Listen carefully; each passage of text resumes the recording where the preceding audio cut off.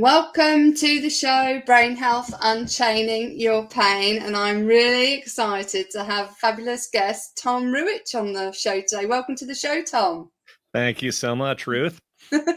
So Tom and I met through a networking event and really got chatting there. And for those that don't know Tom, he coaches consultants and other experts. Hire Tom to power up their stories because most dish out the same blah blah blah content, put prospects to sleep, and then feel fed up and stuck.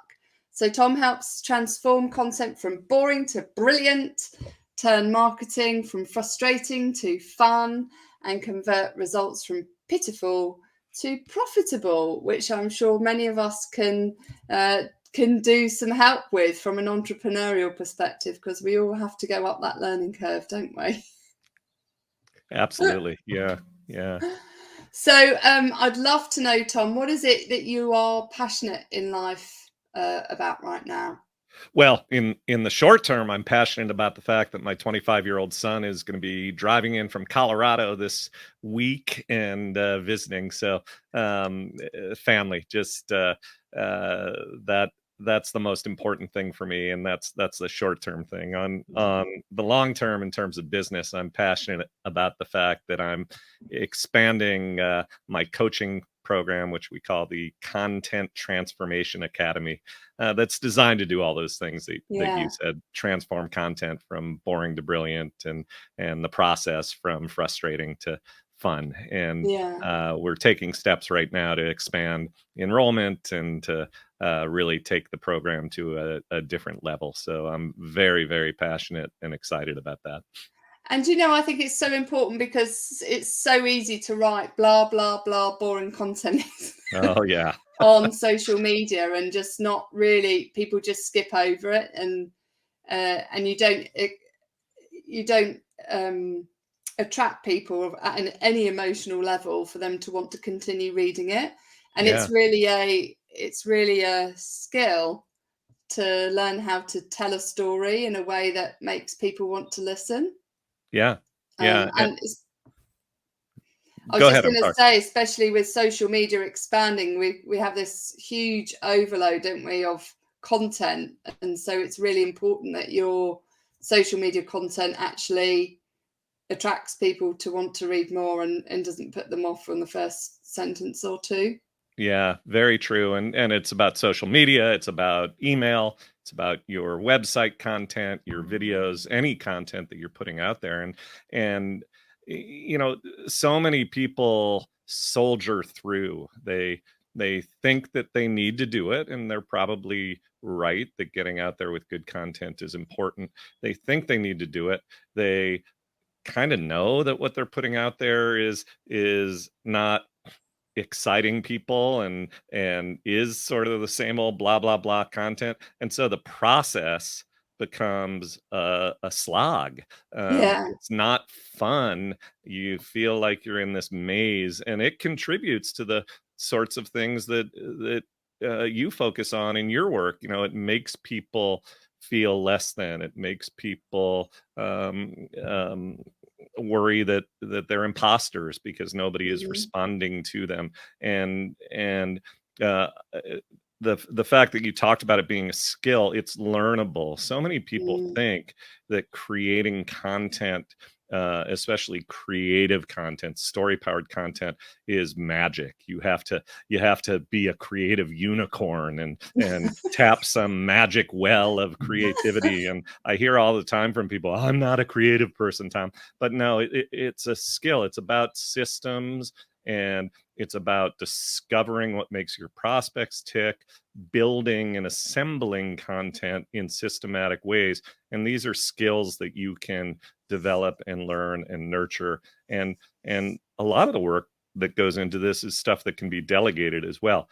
I coach that you should probably be writing your own content, at least initially. But a lot of the work that goes into gathering the building blocks is stuff that you can easily delegate, or at least share with others. And that makes the process so much more manageable and so much simpler. And I think it's, coming back to the context of brain health, Yeah. is that it's really important that we equip ourselves with the right tools, because, in this digital world that we're now completely immersed in, and we're not really going to escape from unless we, disconnect from the internet, which obviously some people have to do. Right. It is to use it for us rather than against us, and to get joy from it in a way that isn't going to consume us and overwhelm us, which is what so many people find in the context of creating marketing information, and doing it in a way that it is inherent to your core values as well. Because I think certainly when I started, I found it really difficult to be me Hmm. within the story. Yeah. And that, and then when you feel like you're not living into your core values and expressing the story in a way that feels congruent to who you are, then you kind of lose that nuance as well as to who, that uniqueness that makes you you. And Yeah. especially when it comes to things like video, as because it comes to telling your story on the screen as well as in emails, as you mentioned, it's easy for us to get into a massive fear state, isn't it? Absolutely. And just lock ourselves down, Yeah. and be fearful of just communicating initially, because communication doesn't mean people actually like what you do, but actually getting over that fear factor of communication, which then helps you build connection. Yeah, absolutely. There were so many powerful things that you said there, and words that I'll pick up on. One was overwhelm, and Mm, in any product or service that we deliver, we are taking prospects or guiding our prospects and our clients on a journey from a before state to an after state. And I talk about uh, content creation, but the journey that my clients are going on is from a state of overwhelm to a state of relief, from a state mm, of fear and lack of confidence. You talked about confidence mm, before, from a state of fear and confidence to a state of clarity and or lack of confidence to a state of clarity and courage and confidence. And the thing that bridges those two states that gets you from that before to after are the skills mhm. and the techniques and tactics that enable you to make it easier to feel more confident, to get in front of a camera, to sit down in front of a computer and write an email with greater ease. But in the end, it's an emotional journey, which is when we met, we connected over the fact that in a strange way we're helping clients on similar journeys, different paths to those Yeah. things, but they are definitely similar journeys. Well, I mean, it's all about pain, isn't it? Your focus is on chaining the pain of people in the context of marketing, which can be Hmm. hugely painful and hugely stressful for an individual who has a unique skill set in a certain area of business, Yeah. but no skill set in the context of marketing. And there's this additional layer of expectation now on entrepreneurs and consultants and senior professionals Yeah. to get yourself out there in front of a camera on the digital platform, whereas previously we've had this ability to hide behind in a coffee shop, or to hide over a telephone, or it's been a very different dynamic of connecting to, in the traditional business sense of the word, before um, the web came into being, to where we are now. And it puts an awful lot of fear into people, and like you say, it's that journey, that getting people onto unchaining their pain. And I think it's really important, this topic, in the context of brain health, because we often think of brain health as mental health, and Hmm. it's totally not mental health. It's about getting the best out of your engine of life, which is your brain, mental health as a subset. And there's so many aspects that where we can feel less than. I know we talked about this at the beginning. We can feel less than because we don't necessarily have the right skills to maximize our brain's performance. And it's building that skill set in a way that is going to be fun in the process, That's right. and not painful. Yeah, that and so many analogies. It's about recognizing that this is about establishing for brain health in your work, about establishing a skill set, about recognizing a current state, about aspiring to a better state, and about discovering the steps that you can take to make that journey. Mm. It different journeys that we're talking about, but fundamentally the same kind of path. And I'm well, I'll stop there. That's Yeah. okay. So I'd love to know for you, in the context of your story that you're going to share, is what is optimal brain health mean for you personally? What does it mean? What would you say it is? Yeah, I think it starts with pardon me. I think it starts with awareness. Uh-huh. And I'm reading right now for probably the third or fourth time a book called Atomic Habits by James Clear.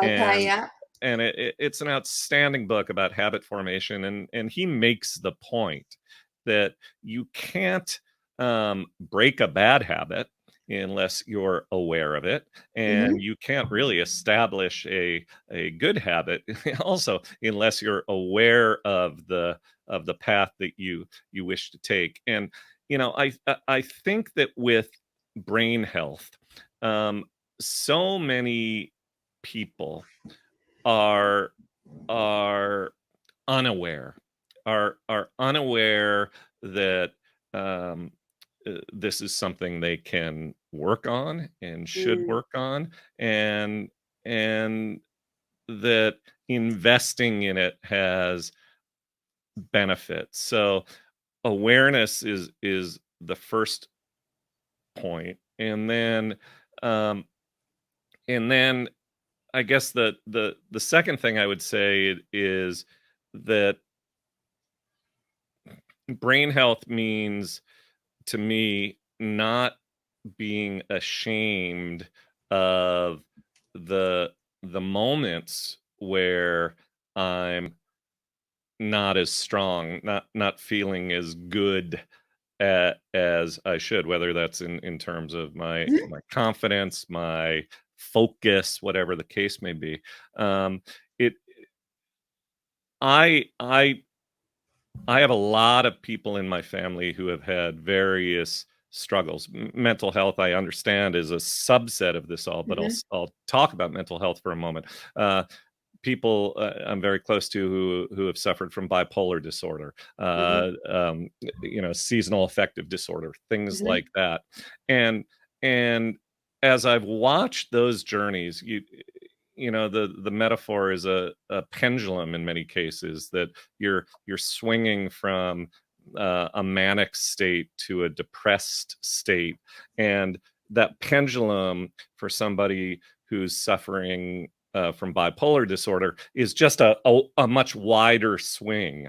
One of the Yeah, things that I've come to recognize is that we all have the pendulum, we all and do. and it may not have quite as wide a swing, but we all have the pendulum. And so brain health to me is about being aware of the pendulum, and then having a tool set um, to to address whatever place you may be in that pendulum, combined with having an ongoing practice, habits, Mm, to bolster your brain health, and to not have that pendulum swinging outside your control. The absolutely. more that you focus on it, the more that you can sort of control when and how far that pendulum swings. So do you know, I really love that analogy of a pendulum, because your pendulum can swing from a week to a day to an hour to the minutes, can't it? it Depending can on the indeed. circumstances that you're in and what's going on around you. And like you say, some people have a big swing of the pendulum, and that might be a very fast swing. Others may be a very slow swing, but we all move backwards and forwards in some way or another throughout our life, whether that's daily, weekly, monthly, or yearly. Yeah. And it's Yeah. important to recognize when we're in the good side of the swing and to celebrate it, and when we're on the bad side of the swing, and to know how we can intervene to swing it back the other way. Yeah, I think that's absolutely right. So I'd love to explore your story Mhm. in the context of brain health. What was it that inspired you first to get into marketing itself? Where did it start?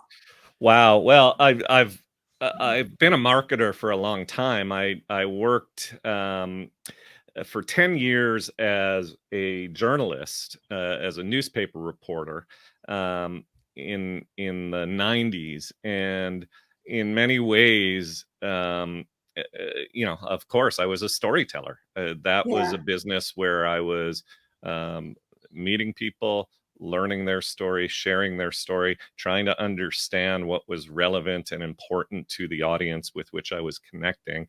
And after spending 3 years at the St. Louis Post-Dispatch, I live in St. Louis, Missouri, in the middle Uh-huh. of the USA. 3 years on the internet side of the St. Louis Post-Dispatch, I co-founded a startup. And that's when I really began my entrepreneurial journey and was responsible for helping to build this company. The two of us who founded it grew it from the two of us to 85 people in Wow. 18 months. And it was a it was a That's really fast ride.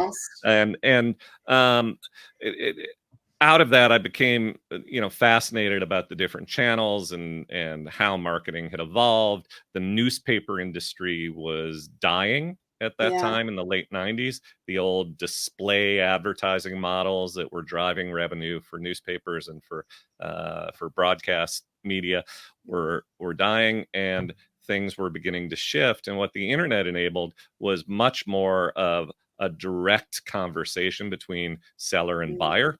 And I became fascinated with the possibilities. And in 2001, I founded an email service provider company, the software that you use to manage and segment a list, create the email, Mhm. send a bulk email, track results. And I ran that company for 19 years. And Wow. one of the things that happened while I was running that company was a lot of people would come to us and say, will you sell us a list now that we have your software? I said, no, we're not going to sell you a list. You can build a list. Well, what does that mean, build a list? And Mhm. so we began to have a lot of conversations with companies about how to build a list, how to improve your website, how to do lead generation, all those marketing things. Mhm. And so I wasn't just running a software company, it evolved into a marketing agency. And over the years, I began to recognize that more and more businesses, when they were struggling with their marketing, it wasn't a problem with the technology or the channel. A lot of people want to blame their email software or email in general. Email doesn't work, social media Yeah. doesn't work. But when that's going on, it's not the tool or the tactic or the channel. It 99% of the time is the content they're putting out, the same old Mhm. blah blah blah boring content.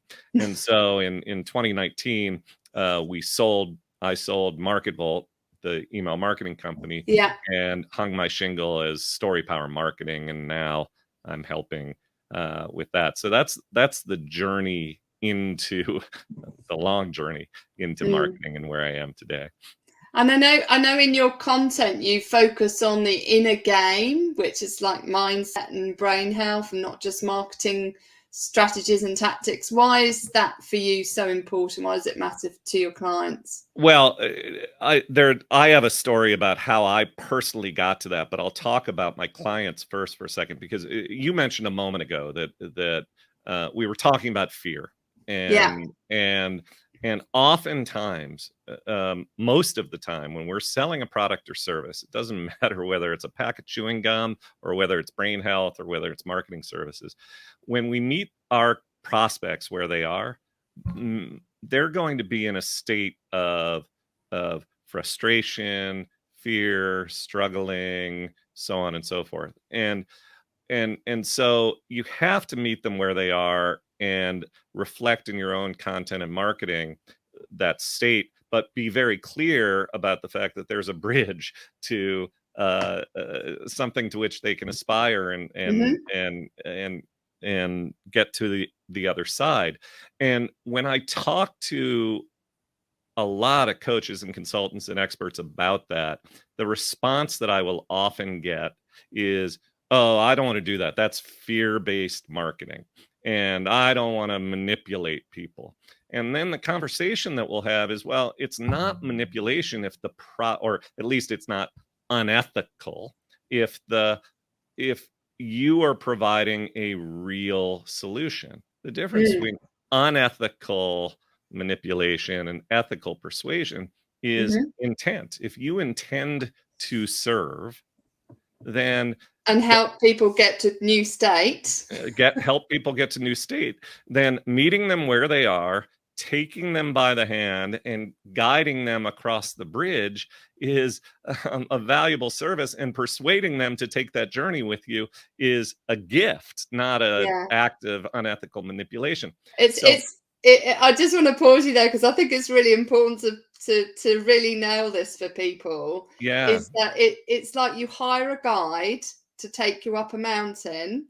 You want the guide to meet you where you are at Yeah. to take you up your mountain so you get to a higher level. If Yeah. you hire a guide and then give them a different coordinate to where you are at, they're Yeah. never going to take you there. And Exactly. you're never going to meet them because they're Exactly. somewhere else. And Yeah. that's why it's so important to meet people where they literally, physically Literally meet where them they and are. literally meet them where they're at, because Yeah. otherwise you can't take them anywhere, because you'll never Yeah. meet them. And here's where the mindset piece for my own clients and prospects come in. I have that conversation, and rationally that makes all sorts of sense. Oh yes, that makes sense, Tom. If I'm providing a valuable product and service, then it's ethical, and I'm so on and so forth. And then I see it in their faces. uh, if I'm providing a valuable product and service, and what I've come to recognize is that so many great coaches and consultants and experts who provide massive value to their clients are suffering from mindset issues, from brain health issues.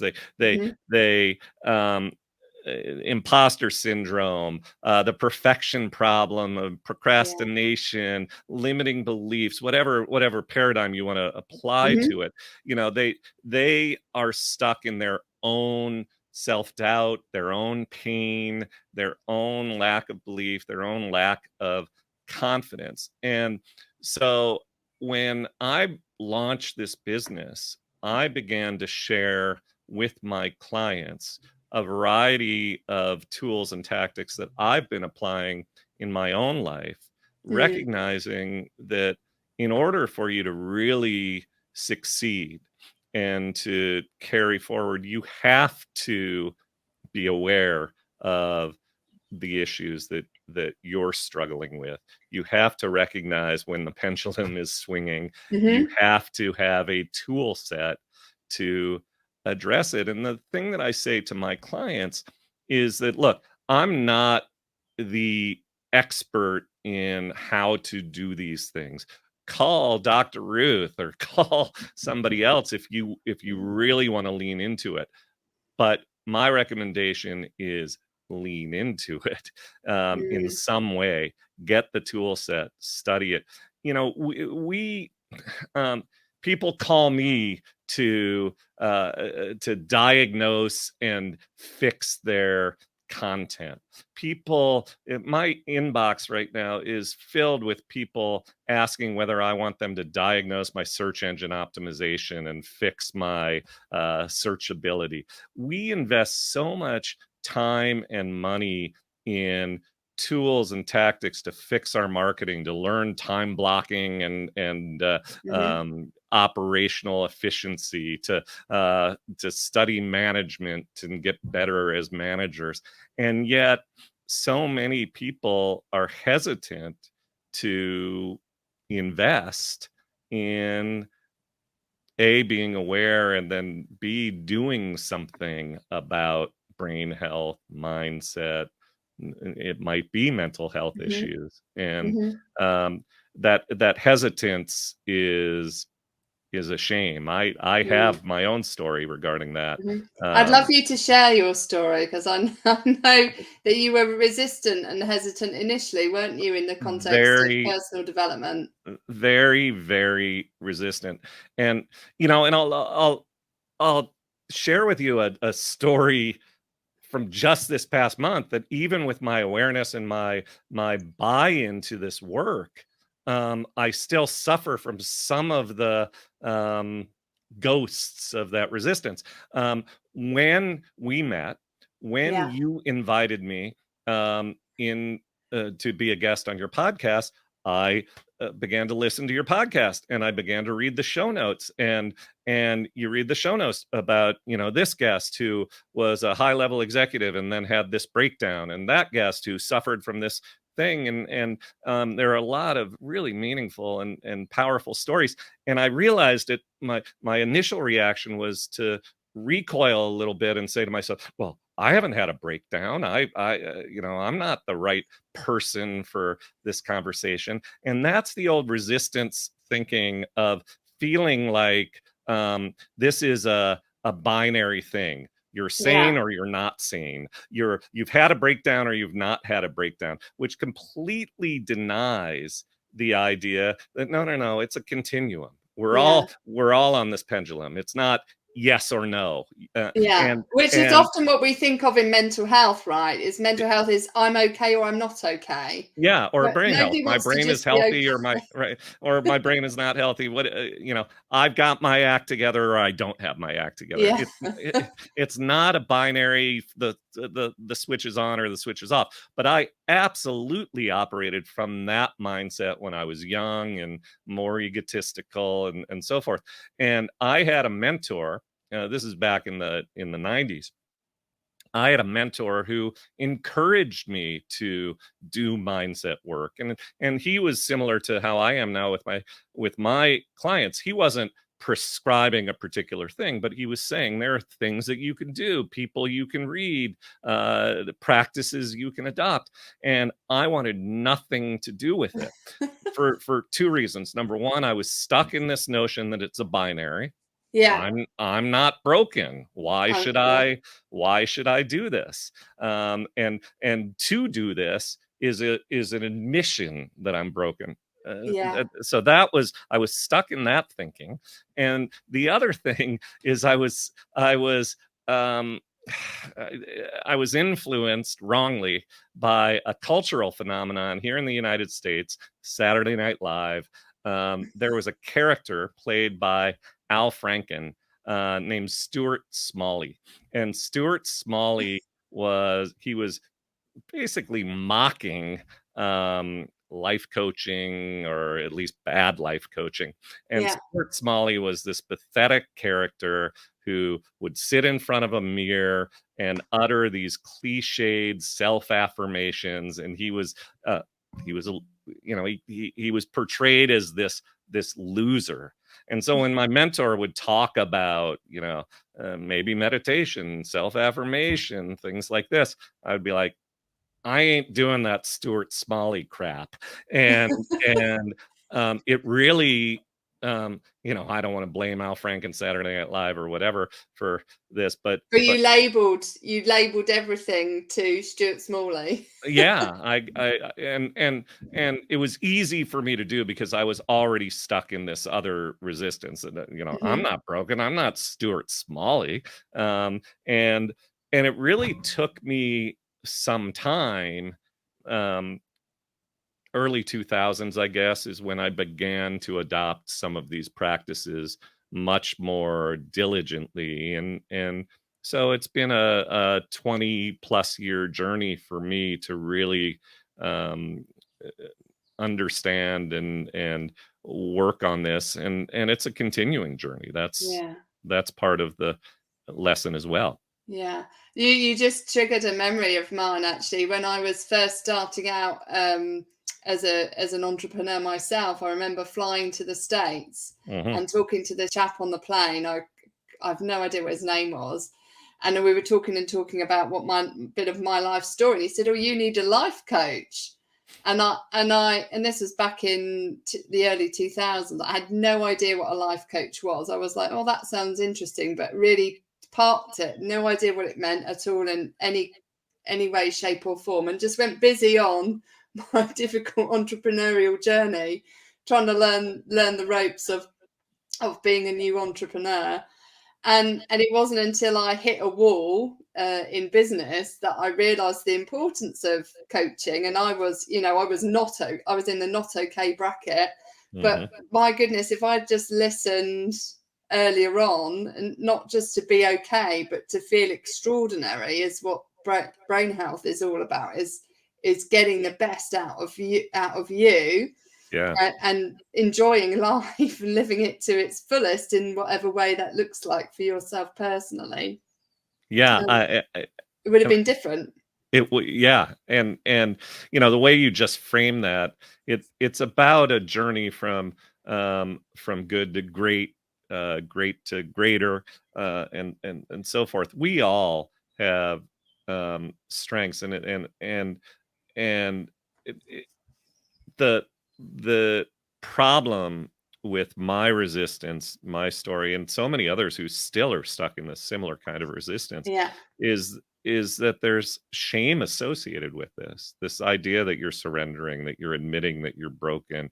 And there's, especially when it comes to mental health, shame associated with it. I love the fact that really just over the last several years, 4 or 5 years, you have people speaking much more openly Yeah. about their struggles, and um, and the shame associated with people who are in pain, people who are suffering from mental health issues and so forth, is beginning to subside. Mm, And and and that's a good thing. mm. And Yeah. that's a really important thing. Yeah. And part of that comes from you having the kinds of conversations that you have on your podcast. So, Yeah. I'm Yeah, and I grateful. think it's so important because, especially for entrepreneurs and consultants, there's been this history of, if you have a problem, mental health problem, then you're not eligible for funding. You're seen in the Yeah. at-risk category because you're categorized as not okay versus the okay bracket of people. But Yep. like you say, we're all on a pendulum, we're all on a spectrum. Yep. And you could be okay one day and not okay the next, or okay 1 minute and not okay the next. It's everything swings, doesn't it? Yeah. And you can't call that you're going to be okay forever, based on where you are at now, because the pendulum will always move. Yeah. And when we're operating in systems where you get penalized Yeah. for bringing this forward and working on it, when there's shame associated with it, then you have people who get stuck in that resistance, who don't step forward and do the work that they could benefit from. And Mm, then when the pendulum swings beyond a breaking point, the outcomes are probably much worse than Absolutely, because they don't than have the they would have, tools. yeah, than they would have been. So Yeah. um, talking about this openly is so critical. And as I said, I'm grateful that you're having these conversations and No, you're most helping welcome. people work on this. Yeah, I'd love to talk about the pain that people experience from a marketing perspective. I know we've touched on it a bit, but you work with many coaches and consultants, other experts who have this pain that they need to unchain with regards to marketing. Yeah. What are the typical pains that people experience? Well, probably the most typical pain is writer's block or some sense of feeling stuck. And so so many people will commit to the idea of creating content, social media content, emails. I'm going to send an email every week or multiple emails a week because my marketing coach told me I should do it. That's the formula. And and then they sit down in front of a computer and they may have listened to someone like me and say, "Oh, make it story powered content. The more it's driven by story." And so they'll sit down in front of the screen and it'll be once upon a time, now what? They're stuck. they Yeah, they don't know what to write, they don't know where to turn. And and then I've had people describe this to me as I have panic attacks when I sit down to write an email because I feel yeah, like I have to do it. It's not going to go away. And I'm stuck. And all of these emotions, I'm not good at this, I don't know mm, what I'm doing, this is fruitless, my business isn't going anywhere. All of this stuff can manifest just around the act of creating a simple piece of content, and it's painful. And yeah, so that is the most common thing that I hear from all of my prospects and clients, and the thing that I try to coach them hmm, past, um, by helping them recognize that no, there are systematic ways to attack this and to overcome mm, this. mm.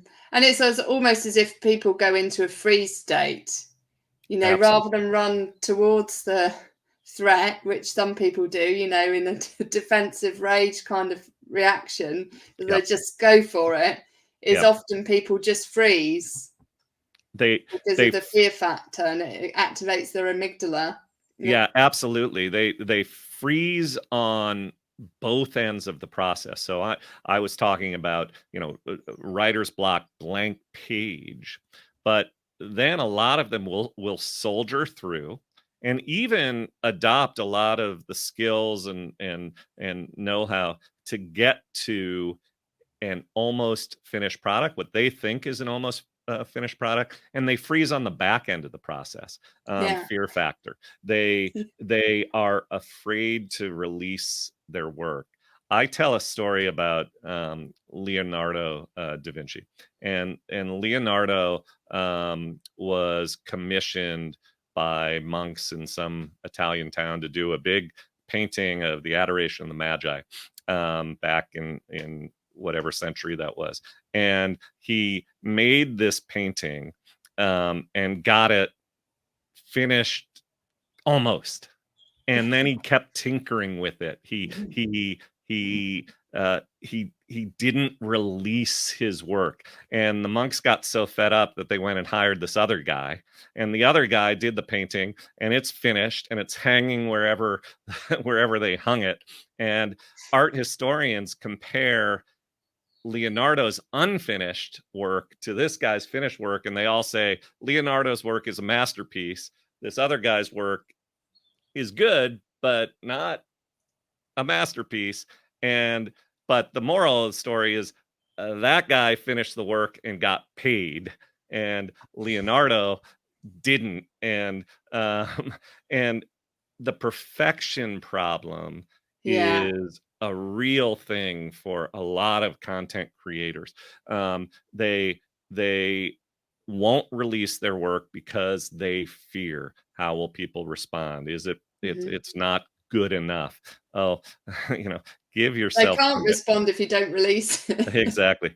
Exactly. Give yourself permission to release your work. Yeah. And there's a lot of brain health and pain rooted in the things that are creating that resistance. So getting stuck at both ends of the process is something I see a lot. And Yeah.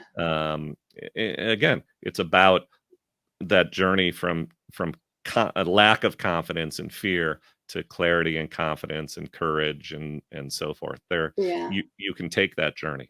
Yeah. Do you know, I've been one that's got stuck in this position myself personally in terms of releasing content. And one of the worst things I ever did was compare my content to somebody else's, Oh and yeah, then try yeah, and reproduce the unimportant content that would make it brilliant or better, and not actually produce the core content that would have made it good. And then I hmm could have added it in later.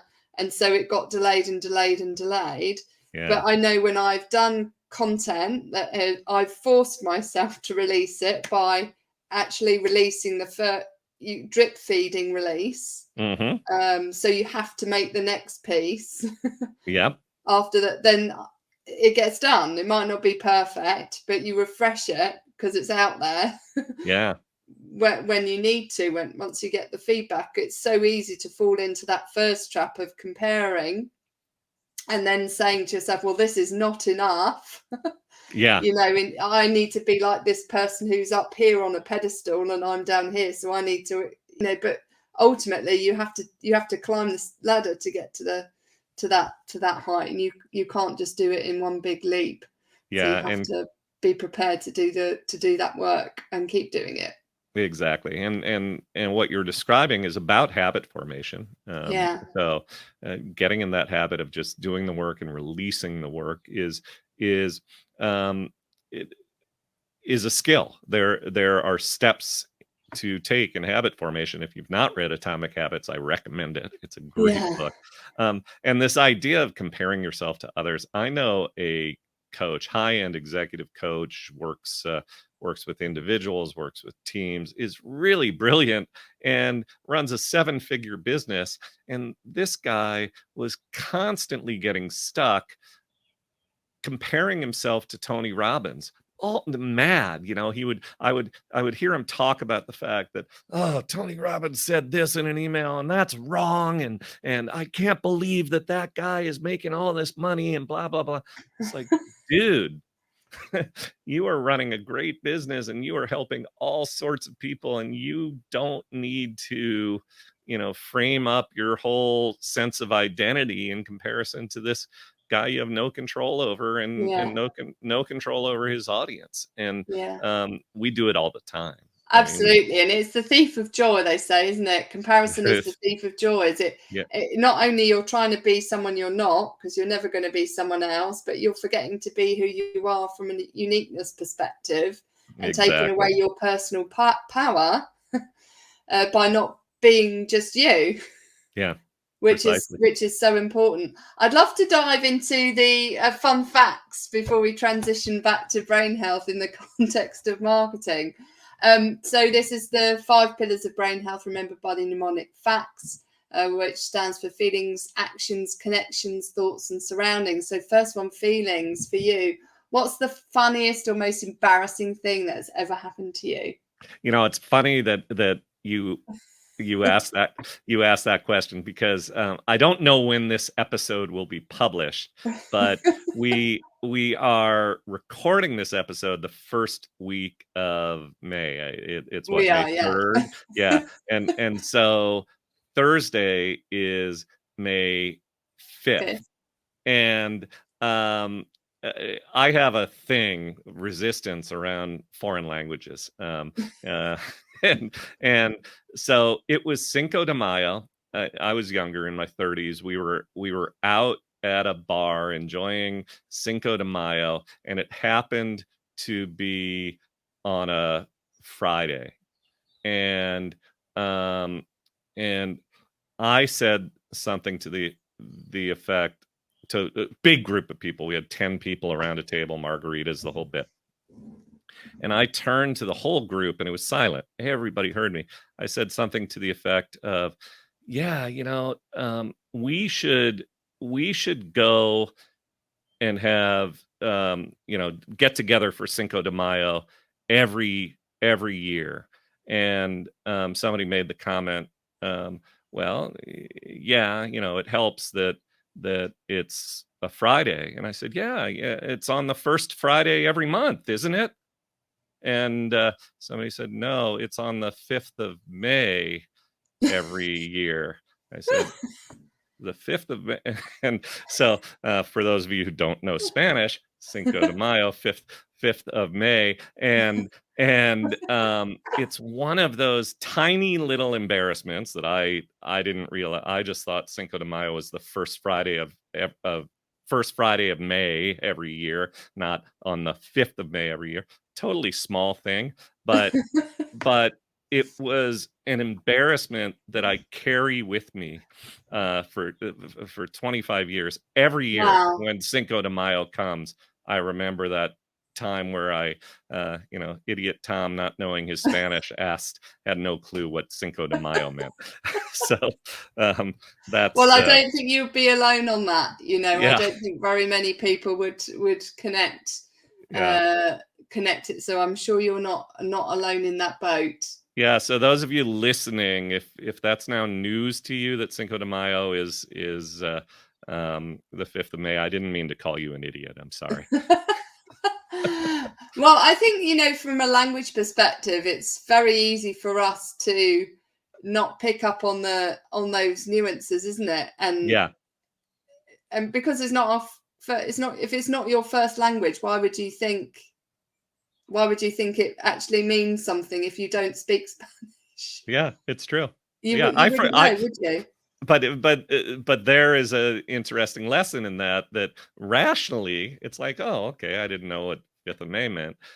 Emotionally, it's like a trigger. Every year, the first week of May, that memory comes back, and I feel a little sting of the embarrassment and the pain and a small thing, but it's funny what things you remember and how embarrassment can linger even decades later. Absolutely. And there's a good connection there between our mental state is our knowledge gap and our emotional state, and how a gap in knowledge can trigger huge emotional feelings. Yeah. Because we've ultimately you weren't enough in the context of knowledge, because you didn't have that knowledge at the time.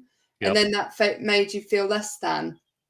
Exactly. And we spoke about awareness earlier, and the awareness comes in because you can, when you're aware, you can at least say, oh, wait a minute, this embarrassment, that's silly. And you can shift out of that emotional pained state and get back to recognizing rationally, it's perfectly understandable that I wouldn't know what Cinco de Mayo means. Yeah. And yet those emotions will bubble up and take control. But being able to set it aside, being able to recognize it, being able to use tools to recognize the pain and as I said, set it aside, are that's I've not always been there. Yeah. And it's that recognition piece, that awareness piece is really hugely important, because you're then activating your prefrontal cortex, which is your logical thinking part of your brain. Yep. And by taking that time to be aware of what you're feeling emotionally, you are taking back control of your emotional brain by activating the thinking part. And that's so important, because then you take back the power of the emotion and you can leverage it to best effect. But if you're not aware of the emotions that are running in the background, and you don't take that time to be aware, then they will run in the background like an operating, a program within your operating system that is slowing things down, rather than knowing it's running and speeding it up, or just turning it off. Yeah. Yeah. So really important. Right, great. Thank you for sharing that. That's a really good one. Actions. What's the most exciting thing you've ever done? Well, probably jumping from an airplane at 15,000 feet. That was pretty good. Did that in New Zealand a few years ago. I was there with my children. I'm the father of twins, and Oh, my daughter Maddie asked before we went whether we were going to do some of that New Zealand adventure stuff. And she suggested bungee jumping. I said no to bungee jumping. I don't like the idea of, whatever it might yeah, do to it's my not neck good for and your spine. brain. But then she said, "How about skydiving?" And I, without hesitation, said yes. She was surprised. She thought that bungee jumping was the compromise, and that skydiving was going to be the hard one to convince me to do. But no, I did it, and I would do it again. It was an absolute joy. It was a tandem jump, so Tandem, yeah. I had an expert, sort of hanging on to me and Yeah, controlling the levers. I have a I'm not afraid of the idea of doing solo. I just have to invest much more yeah, time and training and preparation to do yeah. it. But I loved that experience. Yeah, I love jumping out of the aeroplane. Actually, I've done jumping out of an air, not skydiving, but jumping out of an aeroplane myself a few times. I Um, misspoke then. If you're making a distinction between skydiving and jumping out of an airplane, this was jumping out of an airplane. So oh, okay. So it what was is skydiving compared to? Is so that jumping off a skydiving at cliff? 15,000 feet is skydiving, typically, isn't it? Did Well, you yeah. did So you did you uh, I did you? jumped out of an airplane at 15,000 feet. Oh, okay. Yeah, Okay. Well, I thought it was brilliantly exciting. And the yeah. bit that I found not so exciting from an adrenaline rush, because I'm a bit of an adrenaline junkie, was when the parachute opened, Yeah, it because gets it's so much slower than the actual free fall bit you do initially. yeah, yeah. Now, eh, I agree. It slowed down now. I don't know where you've done it, but we were over the town of Wanaka Uh-huh. in on the South Island of New Zealand, which is uh, um, oh, I think one of the questions you might ask me is the most beautiful place Yeah, I've yeah, ever yeah. been. Let's I'll go there. I'll answer that now. The South Island of New Zealand. So, um, floating through the air on a cloudless day over Wanaka, South Island, New Zealand, Wow. was one of the most spectacular Yeah, I can things I've ever imagine. seen. That is a beautiful, beautiful corner of the planet. Yeah, ours was over a very cloudy southern England, so Ah, although it's nice, I can't imagine it quite compares. yeah, yeah. So thoughts, let's crack on to thoughts. What stupid or crazy thought have you often told yourself in the past that isn't true? Wow.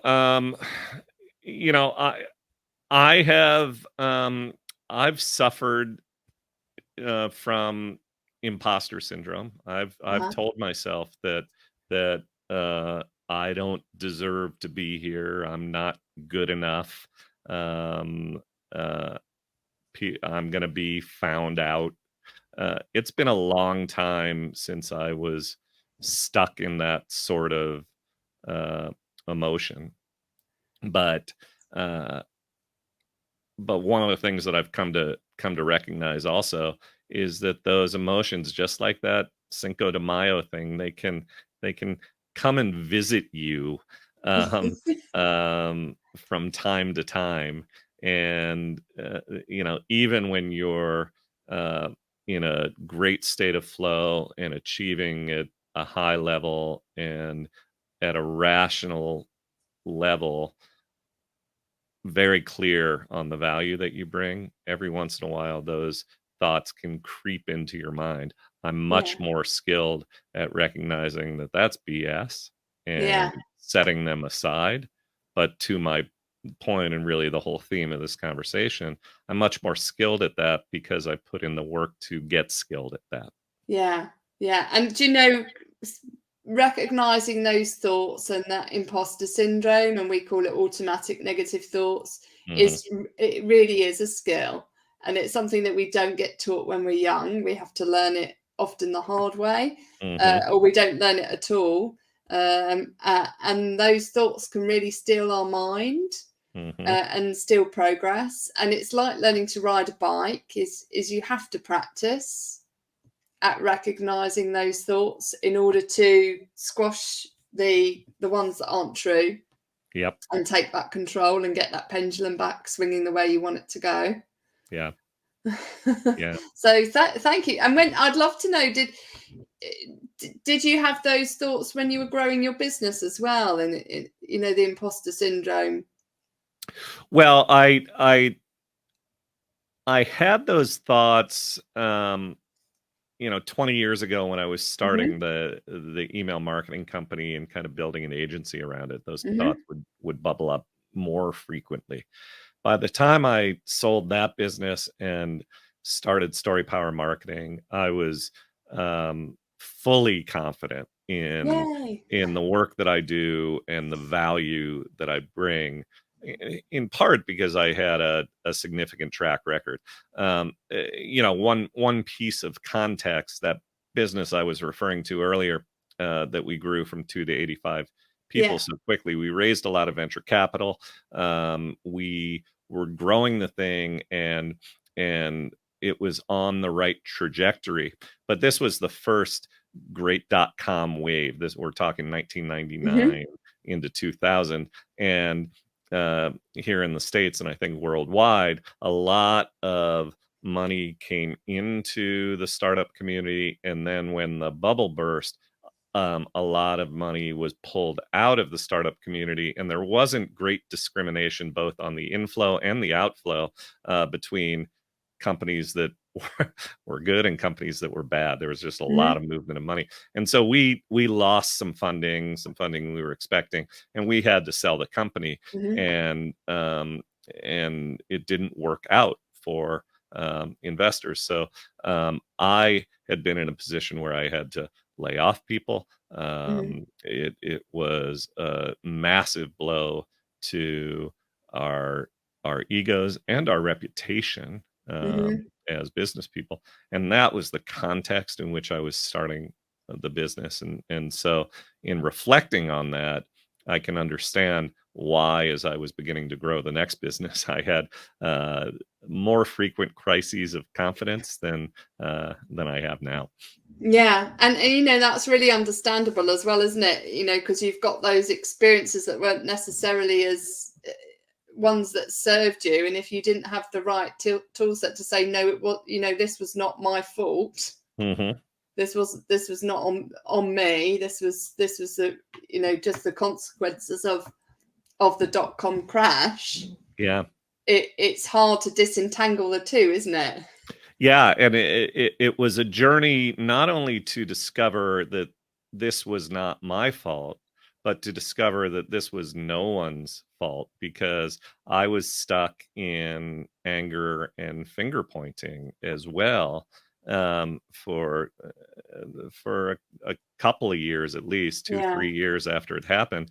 And I came to recognize that I came to recognize really as I began to do the work that I described, that wait a minute, that is, first of all, it's false. Second of all, those are emotions that are actually holding me back, that are interfering with my own progress. And so. And we can self-sabotage ourselves so easily, can't we? Is we may get hurt by someone or something once, but we play it in our minds thousands of times, and that really, really hinders us. Yeah. Tom, what one piece, this show is all about brain health and unchaining your pain. What one piece of advice would you give to anyone who is in a kind of imposter syndrome? They're having that mental block from a marketing perspective. Maybe they feel overwhelmed with just getting started, and they've got this blank sheet of paper and they don't feel they're able to make progress. What one piece of advice would you give to anyone who's in that position? Well, I'd give a piece of advice that has a few parts. I guess the headline for the advice would be begin to embrace the work. And in order to begin to embrace the work, um, um, set aside the shame and openly share with others that you're looking for help. Get advice from people you trust about places to turn, people who might recommend Dr. Ruth, people who might recommend some other resource or tool. My mentor was putting me on a great track, and for a while, I was completely resistant, holding him back, telling him, no way. Go and find somebody who can guide you to the resources.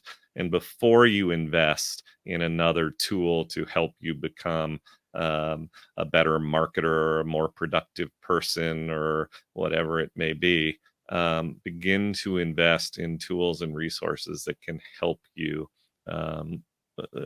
recognize, become more aware, and develop tool sets to assist you with your brain health and your mindset. And if mental health is part of the equation, your mental health. Oh, thank you. That's great advice, because I think we do so often spend our time investing in the tools to get us from A to B, but actually don't look at how well our engine is working. That's in the right. context of a car. And then when we don't get to A to B, we say that tool didn't work. But in fact, it was the engine that we were trying to operate that tool with that didn't work. Was broken a little bit, or Yeah. not optimal, depending Not on how optimal, fast right. you want to get there. Yeah, exactly.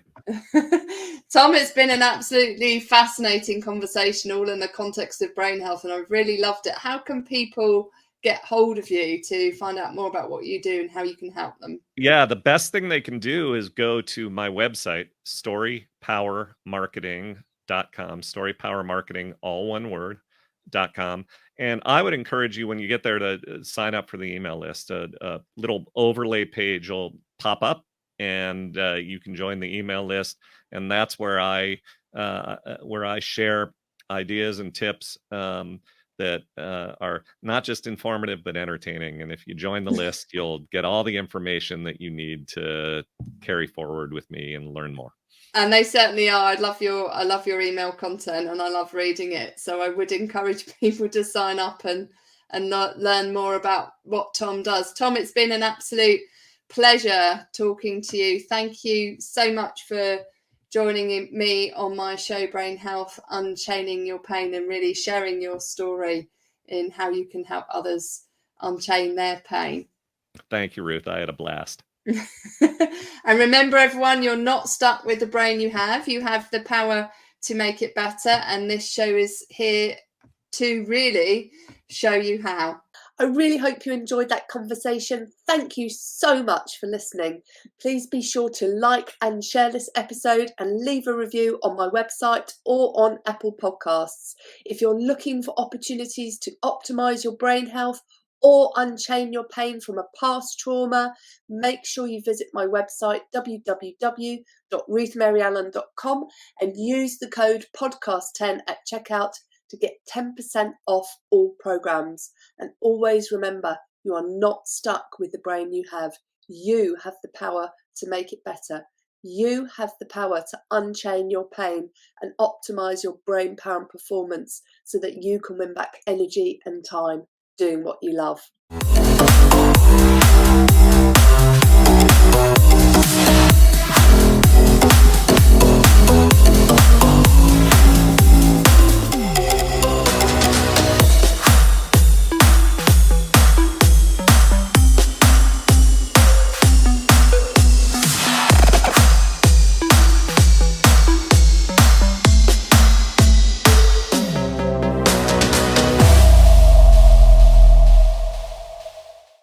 Each episode of Brain Health Unchaining Your Pain with Dr. Ruth Allan is for educational and demonstration purposes only. The information shared in each episode should not be interpreted as medical advice. This episode should not be used to self-diagnose or self-treat any health, medical or physical condition. Do not use this episode to avoid going to your healthcare professional or to replace the advice they give you. Consult with a trusted healthcare professional before doing anything contained in this episode. If you have any questions or concerns, please contact www.ruthmaryallen.com/connect.